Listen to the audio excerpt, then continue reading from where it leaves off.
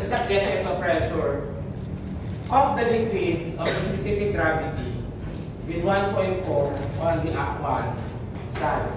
The free surface of the liquid is 2.0 meter above the uppermost part of the gate.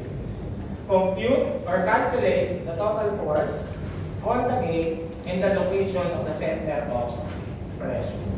So sabi daw po dun sa figure, meron daw circular gate, no? Sabihin natin ito po yung circular gate, yung below, no? Bilogin natin. Oo, wala yan, sir. Yan po yung below.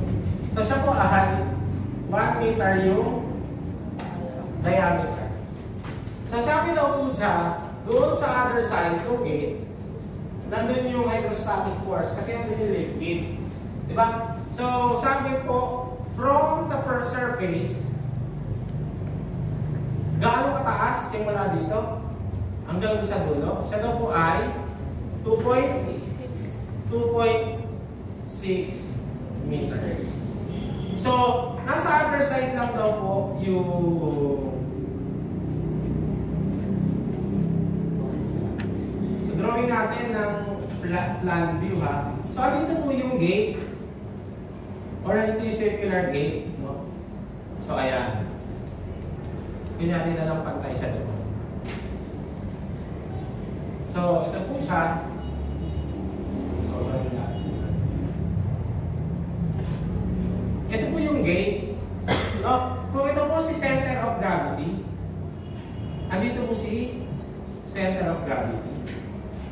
Tama? At nandito po si center of pressure. At kung titingnan natin, no, kung ito po yung gate, nandito po yung force. So, isa-side din natin, nandito na po yung force. No? So, dito na po magre-react si hydrostatic force F. Na ayan yung kailangan natin mahanap. At ang location niya, no? Makikita natin yung location niya. It's either simula surface hanggang dito or yung location niya below the center of gravity. Okay, again, paano ka kinukuha si hydrostatic force F? Si F daw po ay, so ayan yung mga nagpipigil. Ibig sabihin, pag bubuksan mo yung gate, it's either pa ganoon, tama? Tapos lalabas yung fluid. No? Yan po ay yung mga katulad po ng mga dams. No? Yan, meron kasing gate yun. So magbubukas po siya, doon po mag-release ng tubig. No? So ayan, ganyan po yung sample. F is equals to gamma H bar A. No?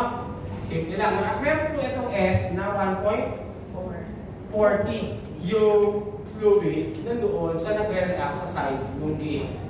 Alam ka naman nandito yung force. Meron siyang force din dito kasi equilibrium naman yan. Kaya kung dito lang yung force, nasira na yung gate, dire-diretso yan. Diba? So ang ginahanap lang is yung act doon sa kabila. So gamma H bar A, no? So gamma siya po ay 1.4, tama? Times 9.81. Ang problema natin yung H bar. Paano po si H bar? Si H bar daw sabi, siya daw po ay from